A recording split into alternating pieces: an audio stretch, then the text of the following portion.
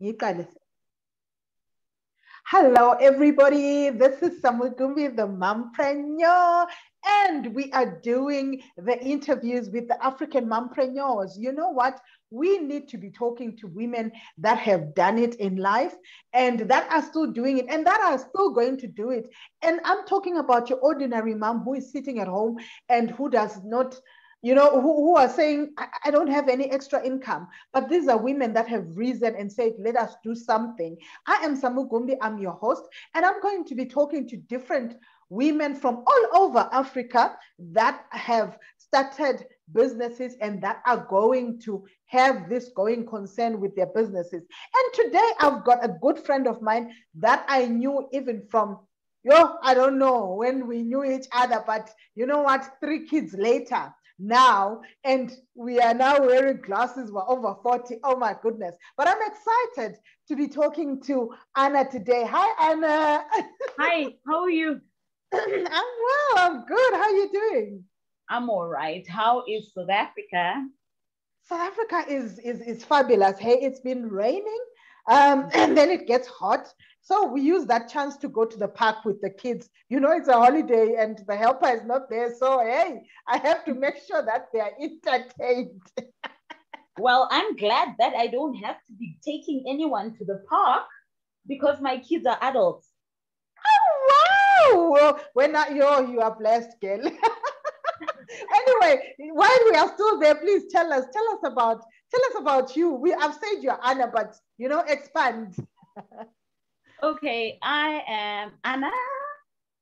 I'm originally from Zimbabwe, but I've been staying in Botswana for the past 15 years. We've actually been, you know, here for work. You understand? Yeah. For just like everybody else is relocated, we also are just next door to home. I'm a sibling I come from a family that has 10 children, right? 8 We're girls together. and 2 boys. Us were 12. We were 12, 2 are late. So you and me, soccer team, we are good to go. Exactly. Highlanders and Dynamos. Yes, we can have a match and just see. Okay, and then I have 3 kids. My firstborn is actually an adult, he's 22. My secondborn is 18, and my lastborn is 10. So all the reason why I don't have to worry who has eaten breakfast or who has eaten lunch, none of my business. If they don't want to open the fridge and cook, it's not my problem. yeah, you're blessed there. I had my fair share of toddlers, eh? I know what you're going through,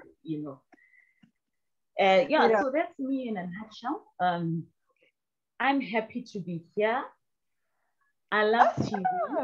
I've always wanted to be an actress, so someone please make me somebody out of this interview.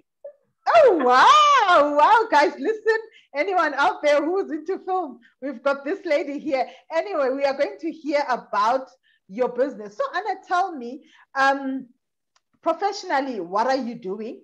And I'm going to go deeper. When you are explaining your profession, please also talk about your business. What is your business about? What's the name? Where do we find you? And then we can go deeper into it. Okay. My background is PR and marketing. For the longest time, I've been for advertising agencies, and I have handled corporate accounts during my working side of things. I actually handled, Standard Chartered for a very long time, for so many years. And out of going to work, you find that most of the time, your salary, when it comes, it's gone. It's gone. It's finished. It's paying for that and mortgage and all those things. So I've always been a hustler on the side. I think ever since I don't know, I don't even remember I'll tell you one of the hustles that I once did in my life. I used to stay in an area that had a lot of builders, people who were building houses. And most of them were like squatting where they are building. So I was like, okay, these guys knock off late. What do they need? They need to cook. So I'll make beans, sugar beans, and put them, spice them up nicely, spicy garlic and all, and put them in plastics and freeze them. So every time they would knock off, they would just come to my house and they would buy a packet of beans, go and make pap and eat. And then I had a lemon tree. Hey, and then I had a lemon tree. There was no Google back then. There was no Google. I was like, okay. I had a Your Family magazine that had a lemonade recipe. I started making lemonade. So you would come and buy your packet of beans, drink lemonade, which I only had to use sugar, by the way. Oh, wow. It sustained me for some time. So being a hustler has been in my system. It's in my blood. Yes, girl. It's in my name. Yes. So right now I own a company. I don't even want to call it a side hustle anymore because it's sustaining me, And just like everybody else, I was hit by COVID like big time. Yeah. Because of the entertainment part of what I do. Me and my sister, who is my business partner, we started a company called the Fun Splendor, right? Okay. I have my PR and marketing background. My sister has got a finance background. She works for an audit firm. So that was the perfect combination. The money person and then the person who brings the business. And then outside of what we've been trained for, she's very creative. She makes the piñatas for our business.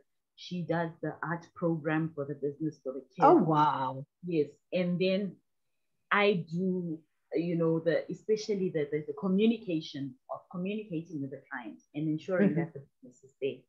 And then she does obviously the money, as I say. So the Fun Splendor is basically an edutainment company, a kids edutainment company. When I say edutainment, okay. We educate and we entertain at the same time. Wow. Yes. Wow. Okay. So when you have a party, you'll find that before a child leaves the house, they're already excited about the party. They don't care about the food. They really care about the party, the entertainment. So by the time they get there, they're excited. They want to play with their friends.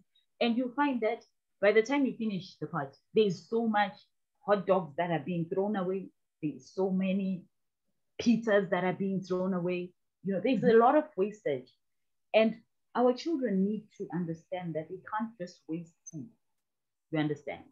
They can't waste food because it's important to there are people that need food out there. So what we do is we also entertain them by making them understand that they cannot waste food. So we have ways in which we make them eat and not waste the food.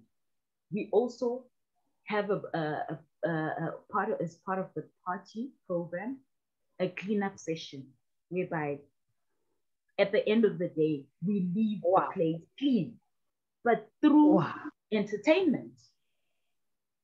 Okay. Wow, Anna, I need one of your videos. You said you want to be acting. I think I need to feature one of your videos. If your client allow you, please record a video for me because I want to understand this part about you saying that you are you are cleaning but entertaining. How? Yes. Okay. They need, because when you leave a party, say it's being held at home, right? Yeah. You always have to clean up, right? If the party ends at 6, you're cleaning up and you're going to bed at 8 or 9. You understand?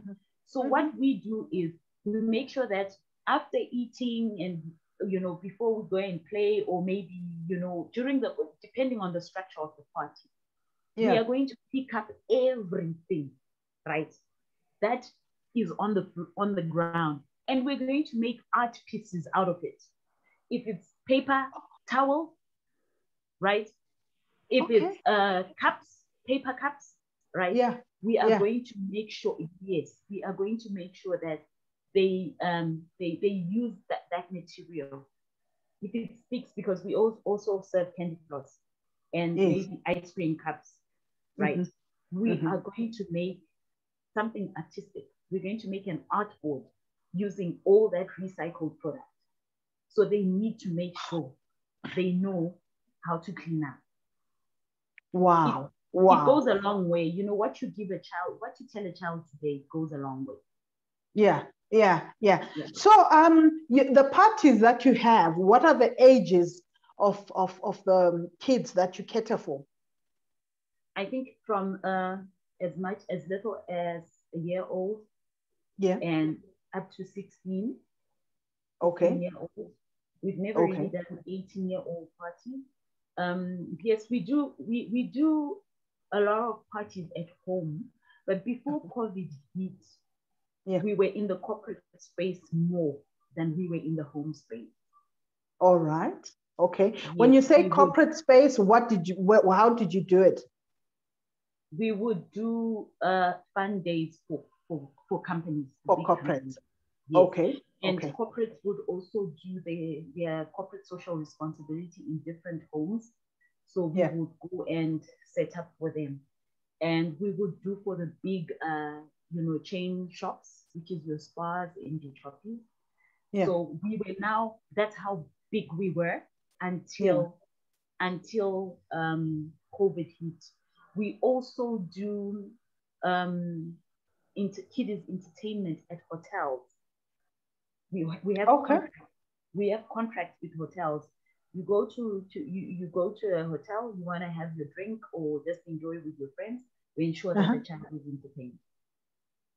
Oh wow, Anna, wow, this really blows my mind.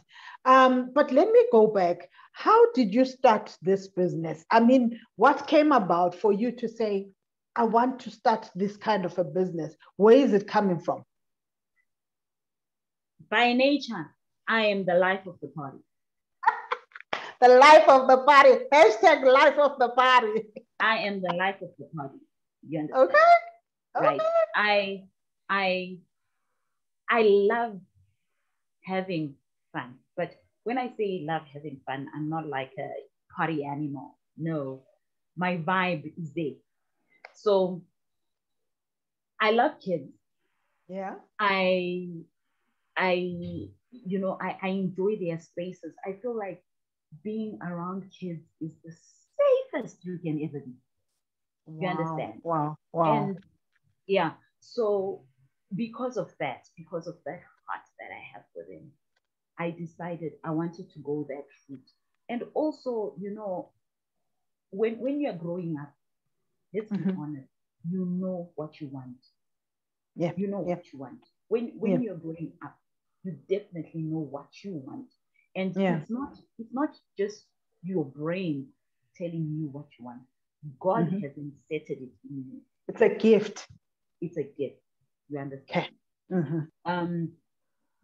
I love kids. I love food. You understand? So because of that, and then my sister came in, and she had this passion for doing art with kids. So we're like, okay, fine, let's do this together. Let's come together and do this. And there's something these network companies always talk about. They always talk about the vision board, right? Yes. And I realized that a vision board is not something you draw and you put there. No, the vision board can be in your head. A vision board can be in your head. Yes. Okay. And I'm not a writer. I'm not a reader. You understand? I don't write. I don't read. Yeah. But I watch a lot. Okay. That's yes, I watch a lot. So ever since I loved and I had this vision, I would go on to Google. I would go onto Pinterest. I would go onto YouTube. I would look at pictures. I would look at videos. I did this for years and years and years. And I would watch this, and every time I had access to the internet, because we didn't have internet back then, right? Yeah, the Wi-Fi and all that. Yes. Every time I would research, and I would find myself. That's how I kept the vision alive. All right. So it was not in front of me, but I kept the vision alive. Yeah.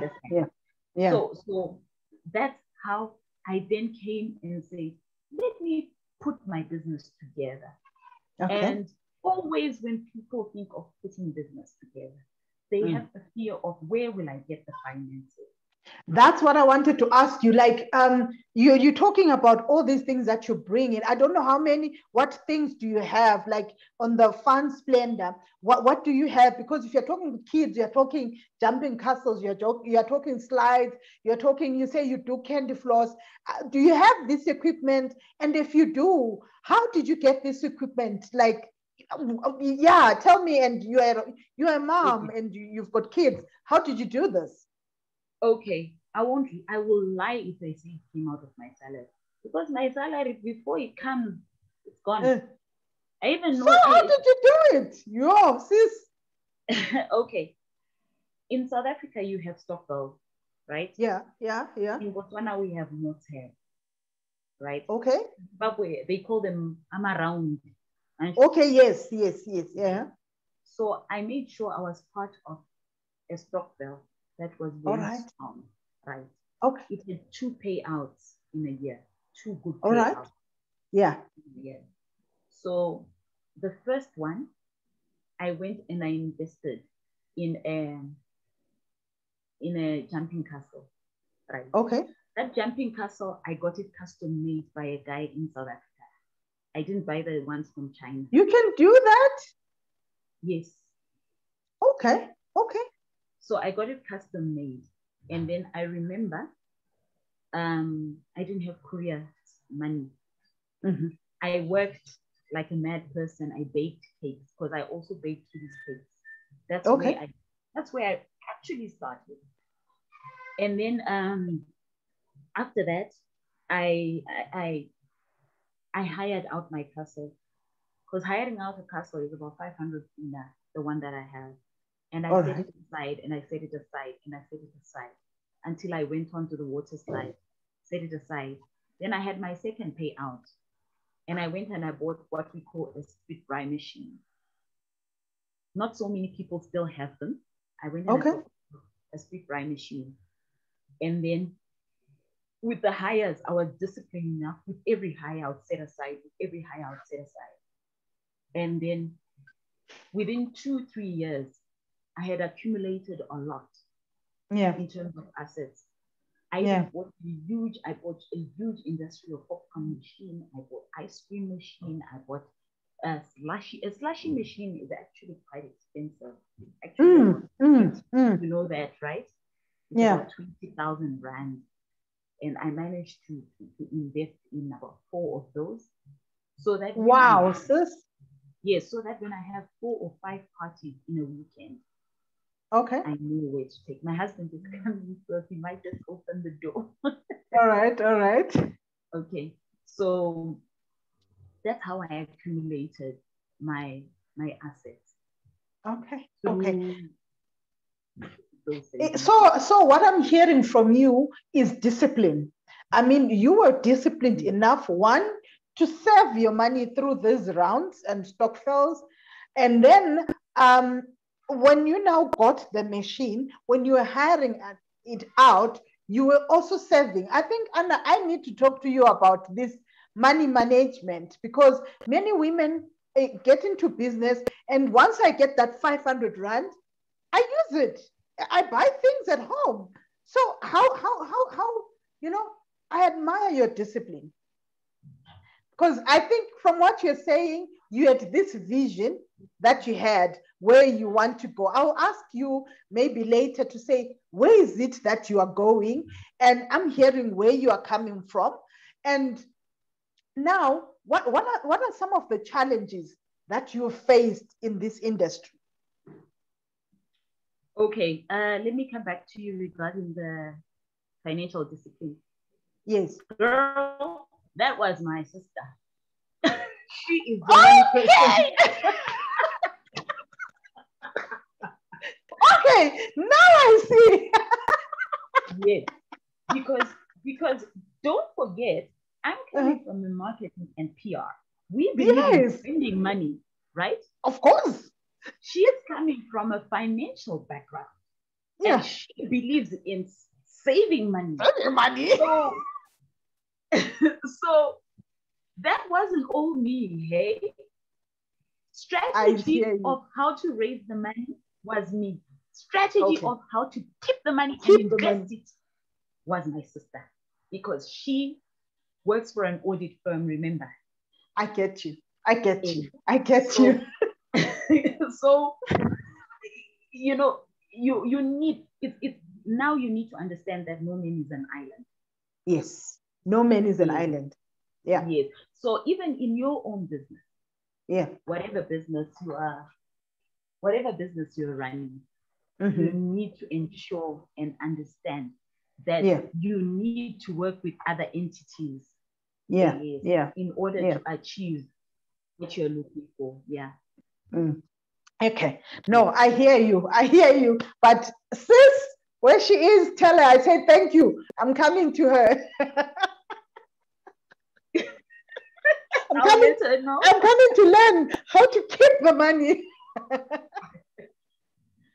You need that. Yeah. Okay. Yeah. No. So before our time runs up, what are the challenges that you've had to overcome in your business? I mean, in your growing up and like when you were developing your business, what challenges did you come across? You know, fear is one of the most horrible things that challenges, you know, a lot of, even when you're still in business, you know, fear of, oh, what if I buy and it doesn't work? What if I do this and it doesn't work? You understand? Yes. Okay, that's number one. Number two, the COVID was a huge challenge. It was a huge setback because 2021, because we were so huge in the corporate space and the Indian community, because they are huge on celebrations, everything came to an end. Everything just came to a halt. You know, there are times when we take out our equipment and we're like, oh, I actually haven't seen this in like donkey years. Oh, we still have it. So honestly speaking, COVID was the worst of them all challenges. And then there was a point when we also had a transport challenge. Okay. Yes, but we attended a chain store event and we managed to buy a vehicle for the business.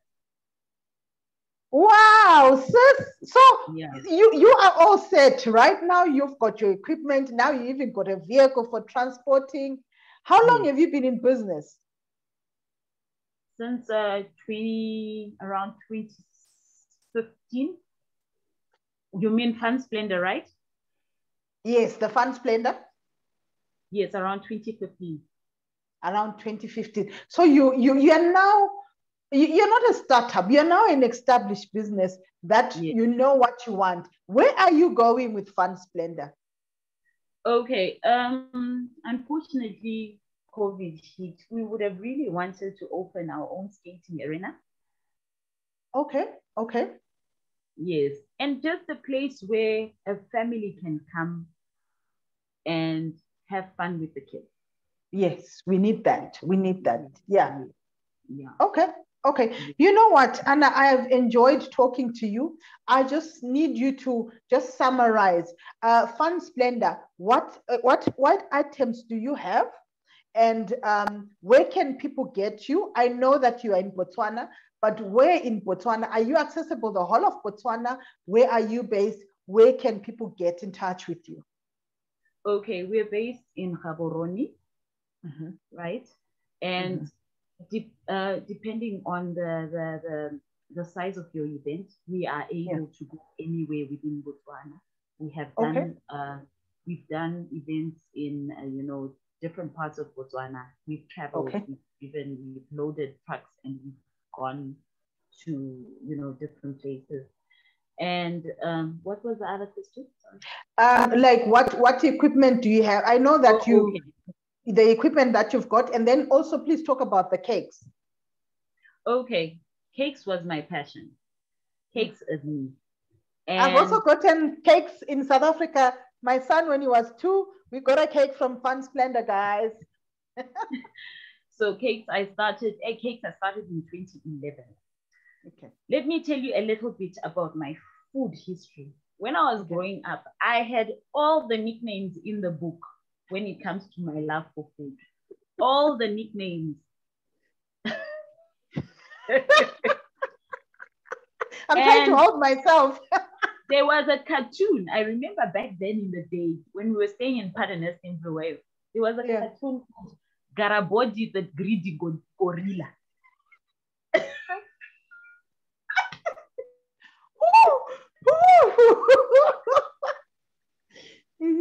Yes, they called me that.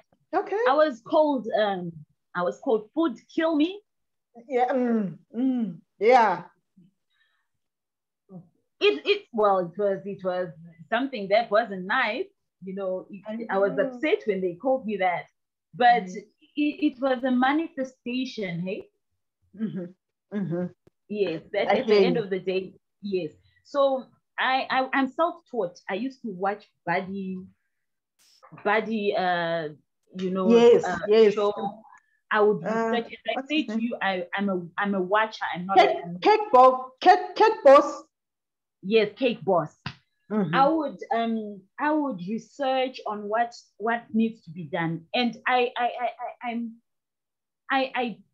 do try my level best to do kiddies cakes only, and not anything that is wedding cakes, because kiddies cakes is where I want to be. Yes. All right. So that started in 2011. Yeah. And I'm also working on what do you call this? I'm also working on I want to start I've started it actually. It's called Delicious Africa. My own food. Samu, you're going to have to help me on this one. That's Delicious Africa. Delicious Africa is whereby, cuisine, French cuisine, and all these other cuisines are so famous out there. You watch Chopped and they're saying, I'm making French this, I'm making American this. So my intention is to put African food out there. On the market. I love that, Anna, before you continue, because right now this video is going to be in a library of where African women are. And you're going to interact with African women from different countries. And we are going to get in touch with them so that we get their food and we put this food internationally. Yes. I love that. Yes.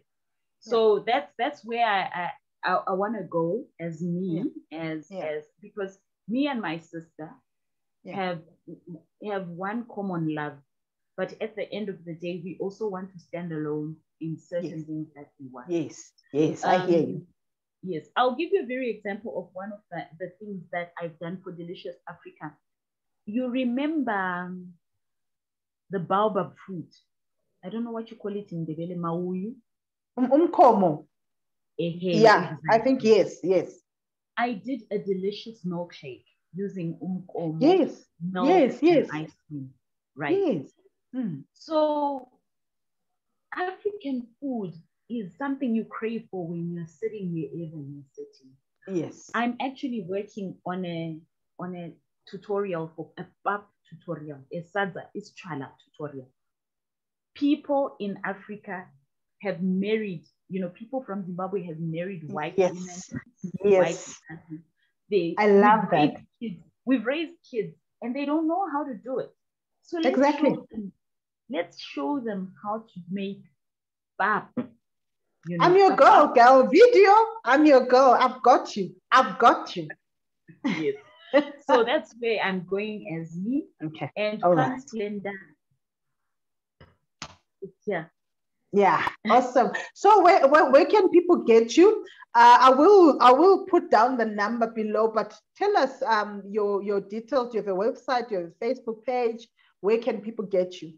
Okay, my Facebook page is the Fun Splendor. The cake one is called Cake O'Clock, BW. And we are based, as I said, we are based in Gaborone.